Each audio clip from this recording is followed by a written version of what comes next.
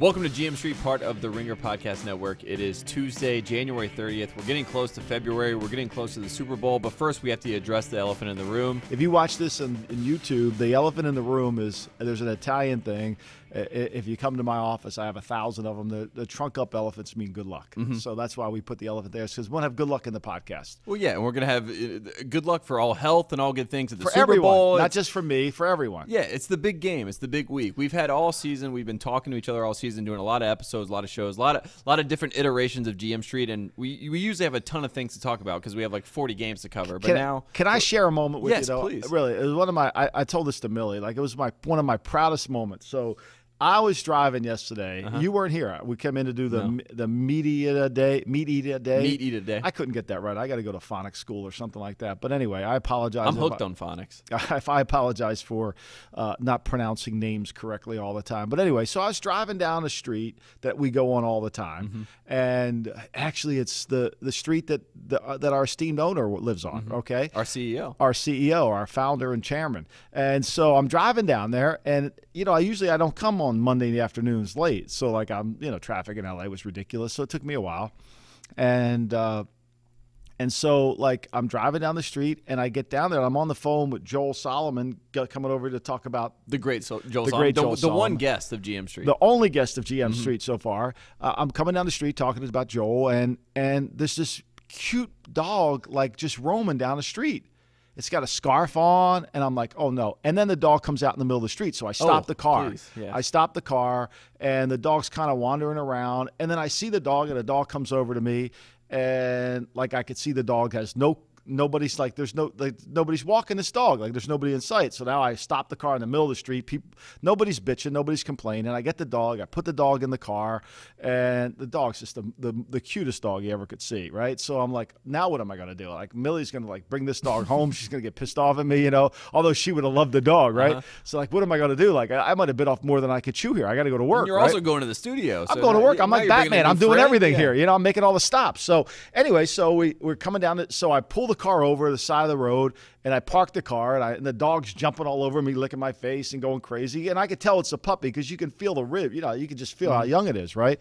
So I pull over, and now I figure, okay, well, I got to be bailed out here because there's got to be a name tag on the dog. So I find out the dog's name's Baxter, and then it has 2 phone numbers on the dog, which is perfect, right? So I call the phone, and nobody answers the first number I call, nobody answers the second number I call, and then I call the first number again, and like with 100 feet away from me, I see a woman on the phone like, do you have my dog? And I'm like, yeah, I have your dog. I have it right here in the car, and she lived like right on the corner there of the street, and the dog, apparently the pizza delivery guy came over to the house, and the dog escaped. What kind of delivery service is that? I know, it's horrible, right? So anyway, I felt really good about myself yesterday. I couldn't share it with you because I couldn't, you weren't here to talk to about. But it's not every day that I'm joined by a good Samaritan, a humanitarian. I felt good. Listen, I'm a good person. I felt like that was a Jerry Seinfeld episode. I felt like that. So anyway, that was my story. Well, that was your good karma, and we got the elephant in the room. And that was my good karma. All good luck and all good things are happening. Now we can move forward. No, that's perfect. That was a great story. I love dogs. I mean, how can't I was like Millie's like, you didn't yell at that lady for having that? Like, I was mad at her. Like, she had this dog loose. Like, and then they came over to get the dog, and the dog's in the car going crazy, and they forgot to bring a leash. Like, you're not carrying that dog home. I think there should be a rule that you can't put a scarf on your dog if you can't keep your eye on your dog. If you're going to dress up a dog and make it look all nice and proper and he lives right around the corner. Yeah. We might, anyway. We'll bring him in. We'll have a little show. We'll have to talk about it. Well, maybe that'll be the dog bowl, like the puppy bowl. There you go. Well, Bella's going to never forgive me for this. Multiple venue. We'll figure it out. Multiple venues. All right. So we got a lot of stuff to talk about. Obviously, it is Super Bowl week, and yesterday was Media Day or Media Today, both of them. A lot of videos going up with you and Cousin Sal. It was awesome last night. We did a bunch of them. We talked about, we compared meets. We talked about Bill Belichick's finest moments. I got to hear a lot about Cousin Sal's prop bets, which was fascinating, right? I mean, because Cousin Sal's just not a normal degenerate gambler. Like, no, he's the next level. He's at like a level. He's like if there's a penthouse, there's another level above that for Cousin Sal, because he's betting on, will this guy smash a guitar? Like, I mean, he's doing things that you didn't even know that they were possible bets. No clue, no idea. Like, and I actually blame Cousin Sal, because when I started, working with Bill and this whole universe with Cousin Sal, was about 3 years ago. And when I started the Super Bowl props, this was Super Bowl 49.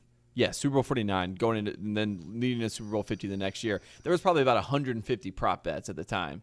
And right now there's 440 that have been reported. And I think that's all Cousin Sal. I think that he has drawn up all the props. He's up the ante. Now everyone's getting in the game. Everyone's trying to make bets on all these props. So I give credit and kudos to Cousin Sal for really getting notoriety to those Super Bowl props. It's remarkable. It's at a ridiculous rate right now. By the time that we go to Super Bowl 60, we're gonna have 1,000. We're gonna have more prop bets than we've ever seen before, and they may not even play the game. So it's remarkable. I mean, so we talked about prop bets. We talked about the best Italians in the Super Bowl since it was an Italian festival. We had a bottle of red on the table. We had white. What kind of red wine was it? It was the Ringer. It was Bill Simmons' exclusive collection. Ooh. You didn't know Bill's in the wine business, did you? Yeah, Bill's obviously owns a vineyard. He's making wine. And he's like a young Walt Disney. He's everywhere. He's everywhere. He had his own private, had the Ringer label on it. It was perfect. It was outstanding.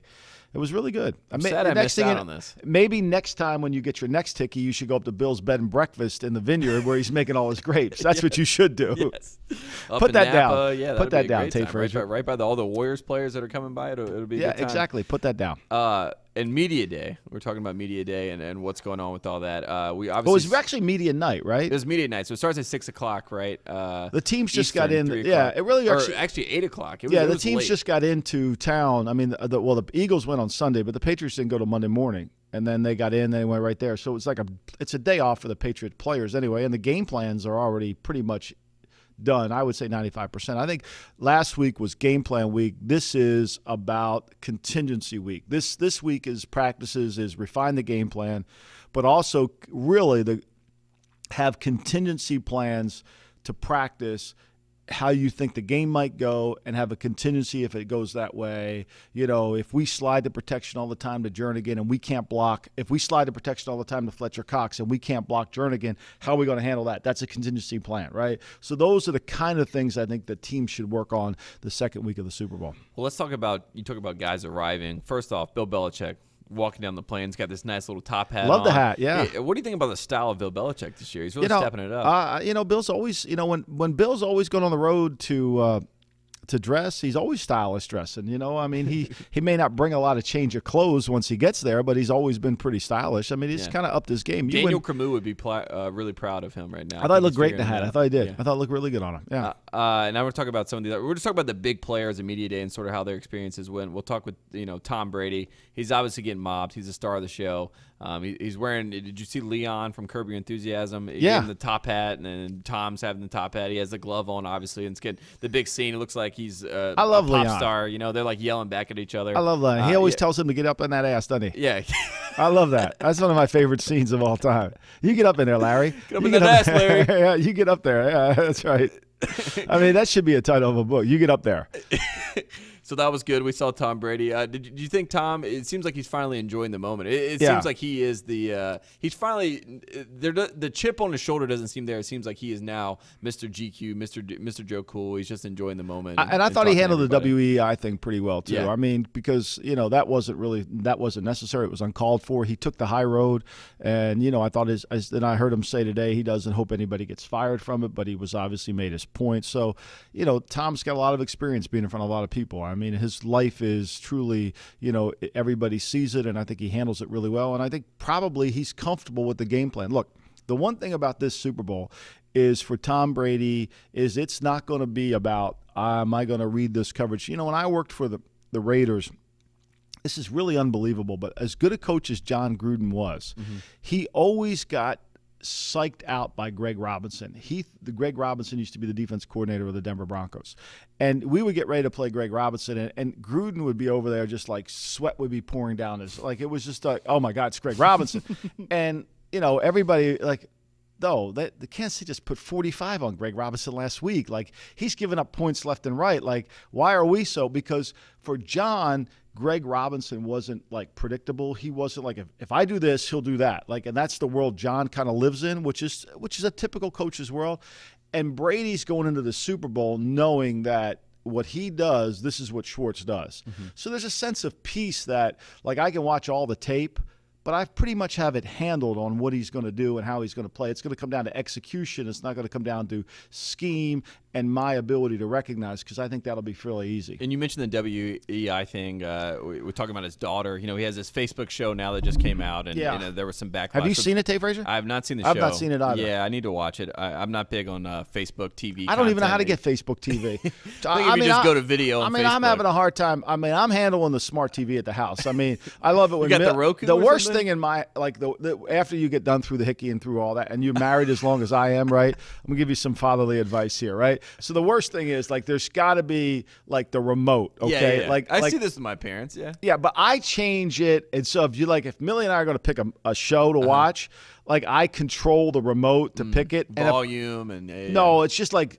But then I go too fast. Well, you went too fast. How do I know what that was? You went that becomes a whole problem. So avoid that at all costs. You should have 2 TVs in your next living room. That's my advice to you. Yeah. When you get married, I'll give you a second TV so you can avoid that problem. My grandpa used to stack, like back in the old days, he had the old TV, so he would just stack these Magnavoxes on top of each other. So we'd have like 4 things going on. We have 2 games up here, a Western down low, Josie Wells. It was a whole thing. I think that's what you need. You just got to have a multiple television. That's all you can do. But I can work the whole point of the story, I can work a smart TV. I can't quite get to Facebook TV. Yeah, well, regardless, I don't think we even need to see it, but apparently his daughter got some backlash, and he called into the radio station. That's what I was going to say. I was going to say something nice about Tom Brady, because I know I like to poke fun of him. I'm not the biggest Patriots fan. They were always a team that I was up against my entire life. But he called into the radio station. A lot of times people put out press releases in these sort of deals, but I like that he called in and he basically told the guys, hey, I don't know how long I'm not going to come on the show anymore, but I just wanted to let you guys know I didn't appreciate the sentiment about my daughter, and that's my family. That's private, even though it was on a public forum. But and I appreciated that from Brady. And I was on that. I do a WEI show every Friday. I was on that morning show at one time with I think the host was different. The other guy is still there. And I think that's their shtick. Their shtick is to try to, and that's not really push the envelope. And but that's not who Brady is. That's clearly not who I was. I'll answer your questions. I don't have any problem. Look, you're looking at me. I mean, I have no problem giving out my opinion, but you don't have to you don't need a shtick. Just do your thing, and I think that they crossed the line, and Brady handled it really well. And let's talk about a guy that was not there yesterday for Media Day. Brady's main target, or suspected to be, if he can come back from a concussion protocol. Is there any more news or update on Gronk? I mean, I know it's pretty much quiet, and we know how Belichick is about injury reports in general. I mean, look, I would be surprised beyond a shadow of a doubt. In fact, I would be shocked if Gronk didn't play in the game. I mean, not shocked. I would make a prop bet that he's going to play. Okay, that's what I would think. And obviously, they have contingency plans if he doesn't. But I would feel very comfortable that he's going to play. He doesn't look like he's having any ill effects of the concussion protocol. Now, he's got to pass a series of tests. I'm sure he will. Absolutely. And just talking about, let's flip to the other side, talking about the Eagles and talking about their quarterback situation, Nick Foles. A guy, the spotlight is all on Nick Foles. He was getting a lot of questions yesterday, and you can tell that he has had this. It's almost like he's living his second life at this point as a quarterback. He became the Eagles quarterback, had the 27 touchdown, 2 interception. We've all heard all the narratives and the storylines. He got coronated as the next quarterback. Things didn't work out. Most of his answers yesterday was basically, we've talked about Derek Carr and his relationship to God. I mean, Nick Foles and his relationship to God in that situation that he was talking about with his family. That was pretty much his answer to everything. And he seems, and this whole Eagles team, it seems like they have just galvanized together as a group. They were thinking they're chaplains. It just seems like it's like a team on a mission almost. Right. Yeah, I'm sure they are. I mean, winning can breed a lot of culture in your building, and it can bring people together, and especially the way the Eagles have won. Because even though Foles is taken the torch from Wentz really carried that torch for a long time. And, when you break this game down, it really isn't about the Eagles players. It isn't about their plays. It's really about their players, right? Because the Eagles offense is truly battleship football. And I've talked to you about battleship football, and I mean this in a complete complimentary way. The Eagles offense is like battleship. They'll go K5 miss. Okay, let's try G3 hit. Okay, G4. They are always probing and constantly looking for things, which is why they're one of the worst teams in collecting so many 3rd and 6s in the National Football League. They have 117 3rd and 6s, okay? That's in the company of the esteemed offenses like the Cincinnati Bengals, like the Cleveland Browns, like the Arizona Cardinals, like the Chicago Bears, like stop me, the Buffalo Bills. Stop me when I name a really good offense. But they have a unique ability to make a play and then it gets them going. They're really a rhythmic offense, and their players make incredible plays, which drives their offense. So, that's why I think you can galvanize this team so closely, because it isn't just about one person here or one person there. It isn't just Wentz did this or Foles did that. It's the combination of the group that makes them so effective, and I think that's why they're such a dangerous threat to the Patriots. And you talk about that relationship between Wentz and Foles. I mean, Wentz has said everything and done everything that you would want to see from your quarterback, your guy that was an MVP guy at one point. But all these interviews leading up to it, I mean, he has just given all the right answers. Yeah, he's given everything to Foles and just saying how proud he is of Nick. It's remarkable, right? I mean, that's what I think people really don't understand about this whole notion that analytics can drive team building and analytics can do this. And I think you see it. I mean, it's reliably reported to me that some teams don't even, the best players in the NBA don't even communicate. I won't even mention the team that I know it about, but they don't even talk to one another. Well, and they were analytically driven. But when you have a team that you have to build a team, and the only way you're going to beat the Patriots is not with Jay Ajayi, it's not with Nick Foles, it's with your team effort. And so the Eagles clearly have this uniqueness about their team. And frankly, they're not separated. I mean, Peterson coaches the offense and he handles that, and Jim Schwartz does the defense, but they have more of a collection of a team. And I think that this would be a great lesson for Sean McVay to really watch, because as much as he wants to sit on the water cooler and kind of go over the game plan, as much as he wants to look at that, I think for him to build a team, he's got to change how he approaches it, because it's got to come through him. And he can't quite do that. And, he's probably sitting there in the offseason today. I probably didn't do a really good job against the Falcons in that game. And Goff, as based on QBR, is the worst quarterback so far in the playoffs. His rating was the worst by any quarterback.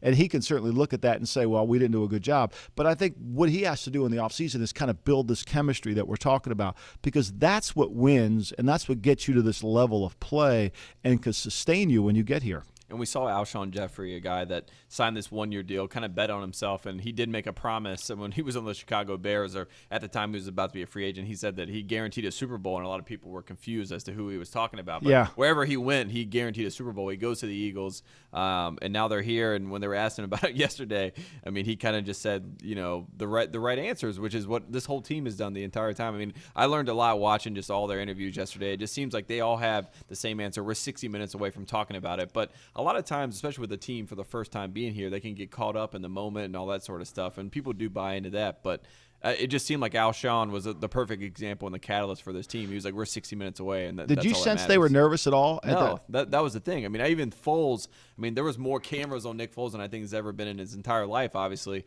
And as he's getting questions, there were a couple of times he just seemed a little bit, taken aback by the fact that, he had these Ford reporters yelling at him to yell things out in Spanish or whatever it was, which was entertaining in and of itself. But it just seemed like they all kind of were just there to handle the moment. Yeah, I think the Atlanta game really galvanize this team, because look, the fascinating thing about Philadelphia is they've had 10 wins this year by double digit. They've had 8 wins by over 20 points. Okay, they've only had, this is fascinating, Tate Frazier, I've never heard this before in my career, is they've only faced 56 passes in their entire time when they've been behind in the game. 56 passes they've played from behind.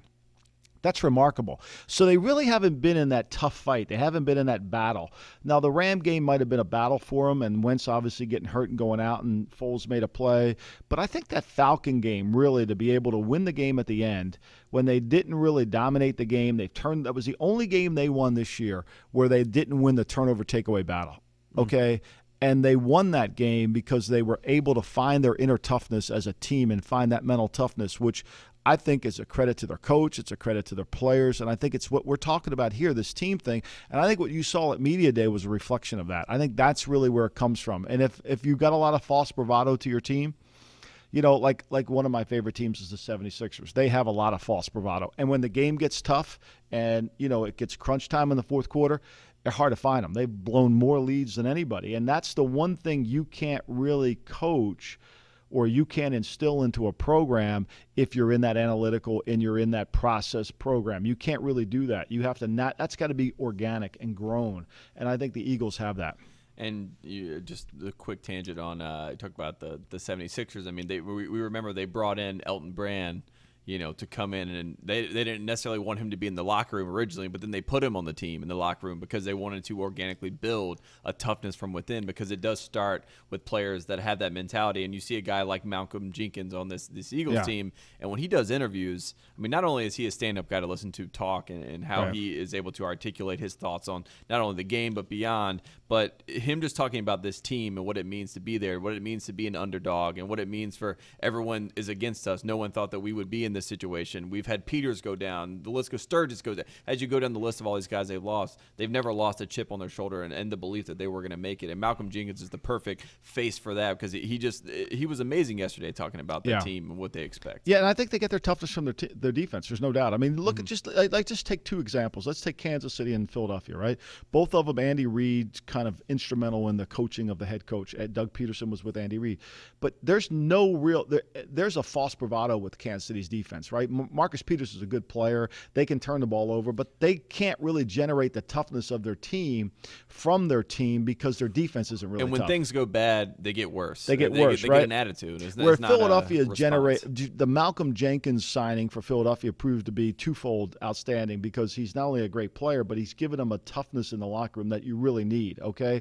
And they gave them that toughness before they actually had a quarterback who gives them toughness. So to me, I think when you look at those two teams, Kansas City and Philadelphia, the reason Philly is able to make it and do something that Andy Reid struggled with when he was in Philadelphia, which is win conference championship games, is they have that level of toughness. And that's why they can beat a tough team like Minnesota. And that's why, once again, I'll say this again, that's why they're a dangerous opponent to the Patriots. And speaking of the Patriots, I want to talk about that triumvirate, that big three that they have there. And it's probably going to be we know it's going to be the end of the road for those three. And we talk about Belichick, and we talk about his two coordinators, and Matt Patricia and Josh McDaniels. The three of those guys all come to the Super Bowl knowing this is their last hurrah together. It's been so successful. I mean, we've seen the different iterations, but Bill Belichick has been the one constant, whether it's Romeo Crennel on defense or Charlie Weiss on offense. I mean, throughout time, we've seen these guys get groomed under Belichick, but now we're going to see the end of this era. I mean, what does it mean for Belichick, and how do you put in that game plan with these two guys knowing it's the last time together?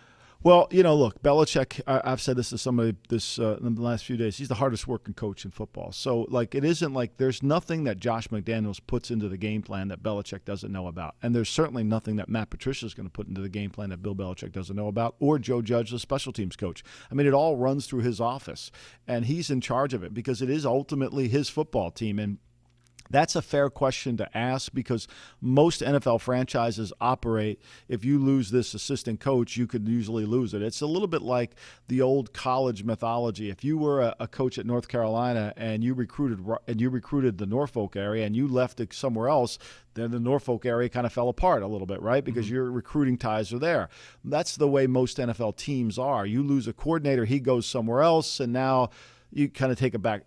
In New England, so we're very clear, the program really runs through the head coach's chair. And so his work ethic, I would imagine this week, that the attention to detail on trying to put together the plan to stop the Eagles offense, it isn't that it necessarily doesn't come from Patricia, but there's a lot of going to be Belichick in that.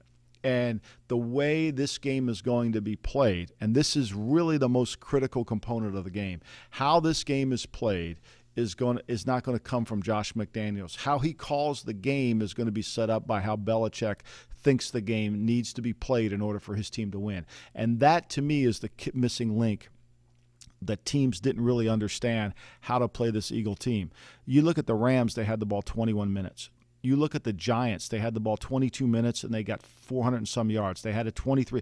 I mean, teams that understand how to play it, and really there's only been about two, Seattle and Kansas City, where they control the clock and they make the Eagle defense play 30 minutes. That's key here.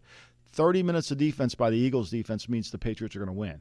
If the Eagles defense can play 25 minutes, then I think the Eagles will win the game. And so style of play, that's all going to come from Belichick. And I know, prop bets, it's fun to joke about, coin we got to go toss through some of them and sort of all that stuff. But I do want to say, when you talk about possession and you talk about the way this game sets up, I mean, the coin toss and who gets the ball first and the kickoff and all that sort. I mean, that's all little games that Belichick is playing to try to get on the side where they have more time of possession, because that's really the key to them winning this game. Right. It's the most remarkable thing. You'll never hear this on television, right? You'll never hear this stat on television. And yet, if you go over the last 6 Super Bowl winners, Super Bowl participants, not winners, the first half point differential is always the teams that are 1-2 in first half point differential are always Super Bowl teams. This year, the most effective team in first half point differential, the New England Patriots. Number 2, the Philadelphia Eagles. Last year, it was the New England Patriots and the Atlanta Falcons. And, now there's been some where one year the Giants were 10th. I mean, there's been some aberrations. But for the most part, if you're in the top 4 of first half point differential and you play from in front, you're a good team. The Eagles are living proof of that. They've only faced 56 passes when they've been behind. They've played from in front all year. They've played a certain way and had to really modify their way. Teams have tried to catch up to them. They've never played from behind. And so I think, that everybody's going to look at that first half score. Well, Minnesota scored first. How'd that work out for them? Not great. Not great. So I think it's a little bit how you play the whole game, not how you play the first quarter. Yeah, and the Vikings, I mean, we did buy into a little bit of that, of the Eagles not being able to come back. But, the Vikings came down. They scripted everything out. They get this great first drive, which they've done in almost every single game, it seemed like, and then all things fell apart. And I think the thing where I never thought the Eagles could handle Minnesota, I picked Philly to win in one Angelo's show on Friday morning, and then when we did our pod, I went to Philly because it kept bothering me. I went to Minnesota. It kept bothering me because I felt like Minnesota's third down defense was going to be the difference in the game, and it was the difference in the game. It benefited Philadelphia. They weren't the number 1 ranked third down defense in football. They gave up 10. They were 10 for 14 on third down. You're not beating anybody like that. That's where I miscalculated it, and I think that's really where Philly won that game. And we should say Minnesota were obviously in Minneapolis for the Super Bowl, and there were all these Vikings fans that are going to all these Super Bowl promotions. They're all walking Philadelphia around fans being fans and pulling for the Eagles because they lost to them. I think is sort of like the preferred situation for them. But I just want to say, Minnesota, I mean, you have to be really big football fans. It's impressive to them. I saw Stephon Diggs was there yesterday with like a Hyundai Center. He was like signing autographs, and all these Vikings fans were there. I mean, they must really love football on that team for them to, obviously have this heartbreaking loss. Yeah, I mean, that's on a the great verge of going to the Super Bowl. That's a great football. I mean, look, let's face it. When I was growing up, Tate Frazier, before you got your first ticket, they used to play at old Blue. They used to play where the Twins played outdoors, and when it was really cold, and those people went there and watched the game. I mean, this is a great fan base. I mean, there's Minnesota Viking fans all over, and I'm sure they're going to embrace it. I mean, look, they don't mind the cold. They sit out there. In fact, where the Mall of America is today is where they used to play the game. I mean, that was where the old municipal stadium was, where the Twins played, and now they built the Mall of America. Have you ever been to the Mall of America? No, I've never been. Neither have I. But, I mean, it's a huge mall, I guess. I have no idea. I don't know. How is the Mall of America doing now that Amazon's taken over the world? I wonder how that is. You think they've lost stores? I don't know. We need someone to call in and figure it out. Maybe they have some stores there. I don't know. I don't know. But anyway, so those fans, they love it. I mean, look, I think it would be hard to be as close as you were at Minnesota and then have to watch somebody else take over your building. I mean, the Patriots are working out of the Vikings building this week. It's got to be hard for that one. And how did they figure that out? That was the other thing I was going to ask, because I heard that they were working out of the Vikings. Are they both working out of the Vikings No. I would Minnesota? I would suspect the Eagles are at the University of Minnesota, which is downtown. And I would because you're not going to let the Eagles come into the Vikings building because they'll play them more. Because that's even more. Yeah. Like when we were in Arizona, we went to the Cardinals facility, and I don't know where Seattle went then, but you didn't have to. I think Seattle was. They were probably at at Talking Stick Casino or something. Yeah, like that. they were at Arizona State or something because you could go outside there. It wasn't that cold. It wasn't that the weather wasn't a factor. So, but I think that's how they handle it because they really don't want you. You don't really take over the whole building. You just take over the practice. You do most of your meetings right there at the hotel, and then you just bus over to practice. And all the Vikings guys, I mean, they're done, right? They're done. They're out of the building for the season, right? Pretty much. They try to clear the building out. The year we played the year we actually played in San Diego, we took over the Chargers facility, but we only used their practice fields mostly for the most part. I mean, you use a couple meeting rooms, but you're not going upstairs into where the facility is. Certainly, you're not going to drop by the draft room and check out where the draft board is or anything like that. Well, you hope not. You never know. I don't know. Maybe walk by with a quick little iPhone. Yeah, you can do that. You can do a little spying. I just want to run through some just random Let's do some. lines. Let's talk some. Yeah. Yeah, just some random news things and notes around the league while we're here. Blake Bortles, our guy. Yes. A guy that made the AFC Championship game. We all know. I said this on No Bull, and hopefully it'll run this week. I'm going to Blake Bortles rehab. Like, I've said Blake Bortles' name way too much this year. Like, I'm going to go to Blake Bortles rehab. Well, this is a little bit of a sad note. Blake Bortles had to get wrist surgery on his right wrist. Did you know why? this? No, I didn't know that. No, he had to get right wrist surgery. I say that 25 times. But he apparently. Now, this is interesting. Yeah. So this will impact the money that's being thrown his way, I would think, right? Well, I mean, he's injured, right? Mm-hmm. So it had to be at the end of the year injury. Does this guarantee they can't cut him? They're not going to be able to cut him if he's hurt. Like, was this? I think the key. So the option is fully guaranteed for injury, right? Fully guaranteed for injury. It's fully guaranteed for injury. So is this a genius play by Blake Bortles to make sure that they pay him $19 million? Well, that's what I'm asking. I'm like, is this surgery? If the team issued this surgery, then he's technically not healthy come May 3rd, May 4th, May 5th. The first day, yeah. He didn't pass his end of the season physical, okay? So which determines whether you're healthy or not. He had off-season surgery, which now means as a player, you must, if the team tells you to come to training camp early with the rookies and the free agents and you got to go because you're on IR. Mm-hmm. Now, he wasn't on IR, but he had the end of the season injury. So it's going to be interesting to see. He didn't pass his end of the season physical, or maybe he did. If he has a right wrist surgery, I don't think he did, which then puts this $19 million in play. Which means it's fully guaranteed, right? Which means it's fully guaranteed. He might be the genius that we all thought he was. Congratulations to Blake Bortles and that $19 million. Yeah. Good for him. He's a new Kirk Cousins. Just get paid. Another one, we got Ryan Khalil, who comes out center for the Carolina Panthers. He turns 33 in March, and he says that 2018 season will be his last season. He will retire. He's been hurt so much. I think you got to, and that's another challenge for, the Carolina Panthers are interviewing GM candidates now. Obviously, I thought Marty Herney was just going to stay on and keep the job, but obviously with this ownership change and in light of the Jerry Richardson situation, I think a lot of things are going to change in Carolina fairly quickly. So I would, they got to rebuild that offensive line, and now they got to rebuild it knowing that Khalil's not going to come back in 18. To me, I'm never a big fan of a guy, I'm coming back for one more year. Like, wait a minute, it's – Plus, we've heard that a few times where guys say they're going to come back for 1 year, and then they get done with the season. They're like, well, I'm going to come back again for another year. Yeah, well, now Big Ben's saying he's come back for 3 more years. I mean, last year at this time he wanted – Ben Roethlisberger at the start of last season in August, what did he tell us? He was like, I'm pretty sure this will be my last run. Yeah, I mean, now I'm going to come back for 3 more years. Obviously, what he's saying is, I hated Haley, and now that he's gone, I feel rejuvenated. I mean, if you want to translate it, that's how you translate it, right? 6 years and I mean, last year I'm like pissed off. I'm thinking about retiring, and now you get rid of this guy, I'm coming back.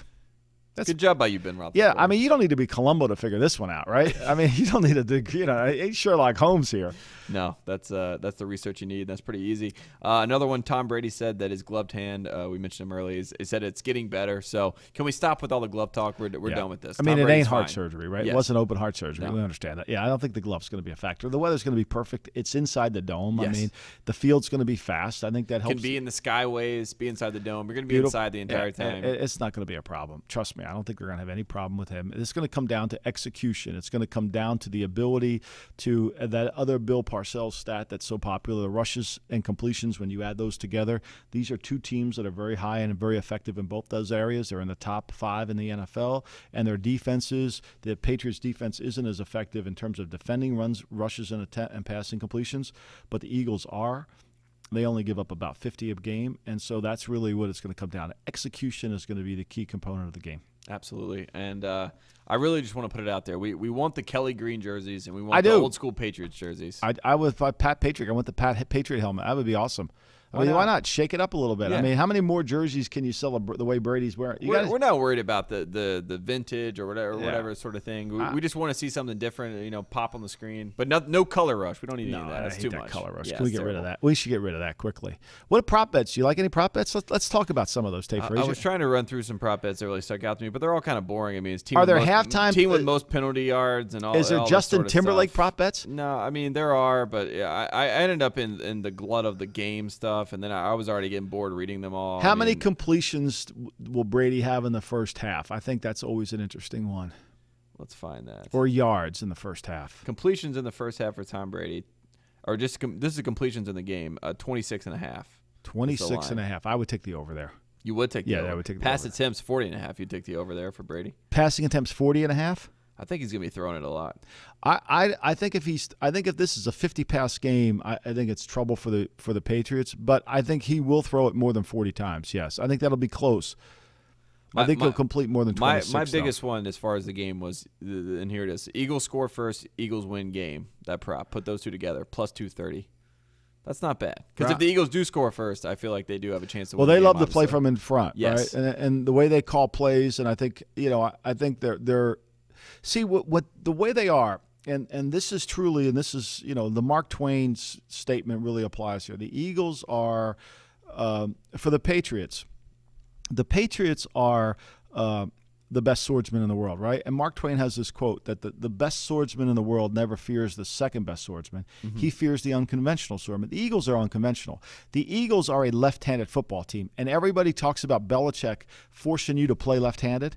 Well, the Eagles already play left-handed. So now when the ball crosses the midfield and it gets into the Patriot territory, Belichick as the play caller or Matt Patricia as the defensive play caller, they're calling to protect 4 downs because they know that there's a pretty good chance that they're probably going to go for it on 4th and 1, 4th and 2. This is what they've done all year, right? They'll forsake 3 points to get 7, and they've been successful at it, so they're going to keep doing it. So it changes how you call the game.